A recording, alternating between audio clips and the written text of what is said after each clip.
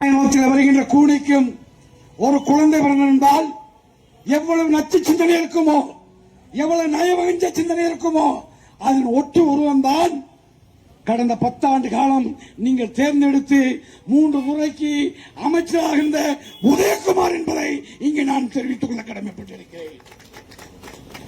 உதயகுமார் அவர்கள் ஏதோ தென் மாவட்டத்தில் தேவருக்கு பின்னால், தெய்வீக திருமண் தேவருக்கு பின்னால் அவர்தான் சக்தி படைத்தவரை போல, ஒட்டுமொத்த தேவரின் திருத்தொண்டர்களுக்கு அவர்தான் தலைவனை போல விச விதை நாட்டிலே பரவி எங்களை இன்று அளித்திருக்கிறது. அந்த விச விதையை இந்த மண்ணோடு வேரோடும் அறுத்து எறிய வேண்டும் என்றுதான் உங்களோட உரிமையாக கேட்டு வந்திருக்கிறேன். அரசியலுக்காக வரவில்லை, உன்னிட ஓட்டு கேட்டு வரவில்லை, இன்னாருக்கு வாக்களி என்று சொல்லவில்லை, இன்னாருக்கு வாக்கு அளிக்காதே, உதயகுமாருக்கு வாக்கு அளிக்காதே என்று சொல்லி வந்திருக்கிறேன். நல்லவர்களை பார்த்து தேர்ந்தெடுங்கள் என்று சொல்ல வந்திருக்கிறேன். மண்ணாசை, பெண்ணாசை, பொன்னாசை அத்தனை தொடர்ந்து இந்த நாட்டு மக்களுக்காக, இந்த நாட்டு விடுதலைக்காக தன்னை அர்ப்பணித்துக் கொண்டானே அந்த தேவர்கள் மேல் ஆணையிட்டு கேட்கிறேன், உதயகுமாரை விரட்டி அடிக்க வேண்டும் என்று கேட்க வருகிறேன். இன்னும் 10 ஆண்டு காலம் இந்த மண்ணிலே இருந்தால் நாம் எல்லாம் வாழவே முடியாது. ஜாதிக்குள் ஜாதியை ஏற்படுத்தி கள்ளன் மரவன் என்ற பிரிவினை உண்டாக்கி ஒட்டுமொத்த பிரமலக்கல்லர் அரசியல்வாதிகளை அழிக்க திட்டமிட்டிருக்கிறான் இந்த உதயகுமார் என்ற குற்றச்சாட்டை கொக்குளம் ஆறுகரையிலே நான் பதிவு செய்கிறேன். என்னடா உனக்கு துரோகம் செஞ்ச ஃபாரூக் பிளாக்காரன்? ஃபாரூக் பிளாக் கட்சிக்காரன் உங்களுக்கு என்ன துரோகம் செய்தோம்?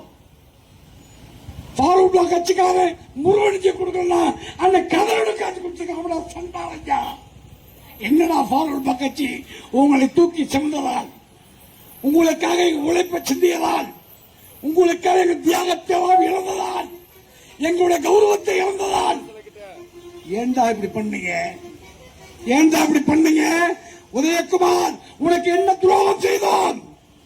ஏன் இப்படி எங்களை களையெடுத்தாய்? ஃபாரூக் கட்சி எப்படி அழித்தாய்? நாங்கள் நினைத்திருந்தோமேயானால் உதயகுமார் வீதியில் நடமாடி இருக்க முடியாது, உதயகுமார் இல்லத்தை விட்டு வெளியே வந்திருக்க முடியாது. நேதாஜின் தொண்டர்களாய், தேவரின் தொண்டர்களாய், முக்கியத்தின் தொண்டர்களாய் களத்தில் இறங்கியிருப்போமே, ஆனால் உதயகுமார் வீதியில் நடமாடி இருக்க முடியாது.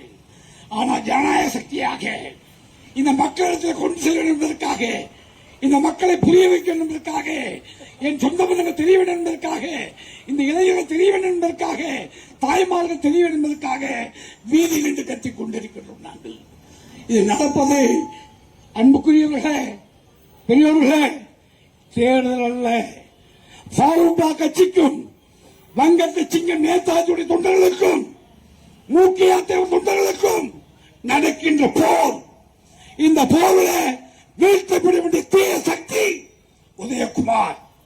அந்த உதயகுமாரை வீழ்த்துவதற்கு நீங்கள் எல்லாம் துணையாக இருப்பீர்களா?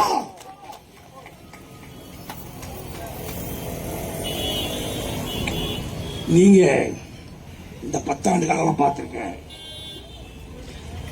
தம்பி சிவா போன்றவர்களும்,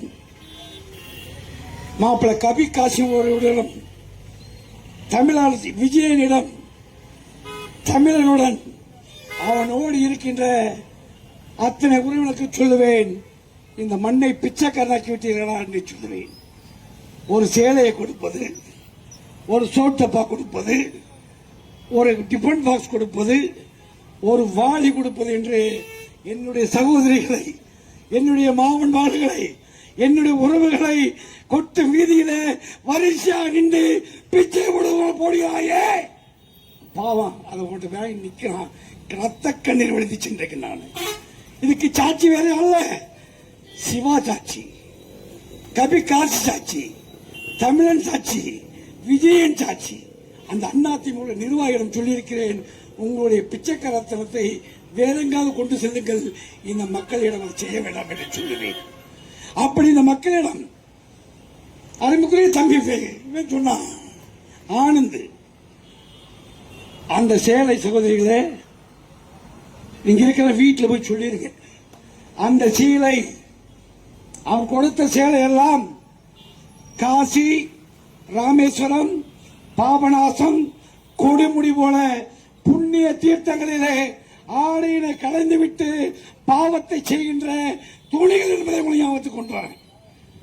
பட்டுச்சேலையா இருந்தா பழைய துணி 1500 ரூபாய், கொஞ்சம் மேற்சேலையா இருந்தா 150 ரூபாய்.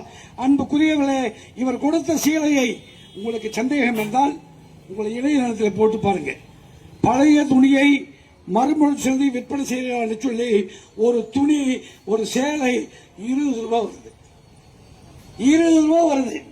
ஒரு நாளைக்கு கோடிக்கணக்கான சேலைகளை ஆற்றிலும் கடலில் விட்டு புனிதம் தேடியார்கள். அந்த பாவத்தை விட்டதை வீட்டில் வந்து கொடுத்திருக்கான். அந்த வீடு விளங்குமா? அந்த வீடு விளங்குமா? அந்த பிளாஸ்டிக் வாளி ஒரு உயர்தரமான பிளாஸ்டிக்ல கூட இல்ல, 3ஆம் தரமான பிளாஸ்டிக் செஞ்சு 10 லிட்டர் தண்ணி பிடிக்கிறது வாளி 150 ரூபாய், 1.5 லிட்டர் தண்ணி பிடிக்கிற வாளி 25 ரூபாய், 5-6 லிட்டர் தண்ணி பிடிக்கிறது 40 ரூபாய். இந்த வாளியை தூக்கி வைத்துக் கொண்டு கோடிக்கணக்கான சொத்துக்கள் இன்றைக்கு சிவா சொல்லியது போல நம்முடைய இடங்கள் எல்லாம் விலை மதிக்க முடியாத சொத்துக்களாக மாறி இருக்கிறது. வசதி வளமான வசதியை பெற்று விட்டோம், வளமான வாழ்க்கையை பெற்று விட்டோம், ஓரளவுக்கு இலக்கு அடைந்து விட்டோம். ஆனால் அன்பு சகோதரிகளே, எனக்கு வெக்கமாக இருக்கிறது. இந்த வாளிக்கும் சேலைக்கும் வரிசையிட்டீர்களே, இதை நான் யாரிடம் சொல்லுவது? ஒரு காலத்தில் குடிக்க கஞ்சி இல்லாமல் இருந்தோம், கூழ் குடிச்சோம், ரேஷன் குடிச்சோம். இந்த லைட் கிடையாது, இந்த பகுதி பளபளப்பு கிடையாது. இந்த பகுதியில் இருந்த ஒரே அடையாளம் தேவர்களுடைய சிலை பக்கத்தில் ஒரு புலிக்குடி மட்டும் இருக்கும். இந்த இடத்துல புலிக்குடி மட்டும்தான் இருக்கு, எந்த கொடி இந்த மண்ணில் பறக்காது. இந்த சிலையை இரவு பகல வைத்த பொறுப்பு எனக்கும் உண்டு. அப்படிப்பட்ட இடத்தில் இன்று லட்ச லட்சமா கோடீஸ்வரனாகிவிட்டோம், வணிக வளாகத்துக்கு சொந்தக்காராகிவிட்டோம், நகநட்டுக்கு சொந்தக்காராகிவிட்டோம். அன்று குளிச்சது நீங்க குடிச்சது வீரம், அந்த கௌரவம், அந்த வைராக்கியம் இன்று இங்கு இல்லை என்று சொன்னால் நாங்கள் என்ன செய்வது? உங்களுக்கு என்றால், உங்களுக்கு ஒன்று என்றால் நாங்கள் சாலை அமர்ந்த மலையட்சியமும் ஜெயிலுக்கு போவோம். நான் கோடீஸ்வரத்து பிள்ளைகள் கிடையாது, நாங்கள் பெரிய பாரம்பரியம் கிடையாது. அந்த தலைவனுடைய பெயரை சொல்லி இந்த 45 ஆண்டு காலமாக எங்கள் பயணங்கள் தொடர்ந்து கொண்டிருக்கிறது. இதுவரை ஒரு வார்டு கவுன்சிலராக ஆக முடியல. எங்களுக்கு அந்த பதவியை விட தேவரின் தொண்டன் என்ற புகழோடும் பெருமையோடும் எங்கள் மரணங்கள் இருக்கலாம், அந்த மரணத்தில் எங்களுக்கு பெருமை இருக்கலாம். ஆனால் நாங்கள் வாழ்கின்ற பொழுது, இவ்வளவு வலுவாக இருக்கின்ற பொழுது, இவ்வளவு திமிரோடு இருக்கின்ற பொழுது, இவ்வளவு பாரம்பரியத்தோடு இருக்கின்ற பொழுது எங்களை ஒரு தனி நபர் நின்று அவனுடைய மூளைக்கும் அவன் சுயநலத்திற்கும் எங்களை அழைத்திருக்கிறான். அன்புக்குரியவர்களே, இந்த உதயகுமார் எங்கிருந்து வந்தான்? உனக்கு மாமனா, மச்சானா, குளமா, கோத்திரமா, வகைராவா, நண்பனா, சொந்தக்காரனா? இந்த பகுதியில் இருக்கின்ற 10-18 ஜாதிகளுக்கு சொந்தக்காரனா? யாரோ எங்கிருந்து வந்த ஒரு அனாதை, பிட் பாக்கெட் அடிக்கிறவன், பிட் பாக்கெட் பணம் கொடுத்தவனுக்கு பஸ்டிக்கிட்டு எடுத்தது போல முத்துறையினுடைய பதவியிலே அமர்ந்து கொண்டு இந்த பகுதி மக்களை பிச்சைக்காரராக மாற்றிருக்கின்ற உதயகுமாரை இந்த மண்ணோடும்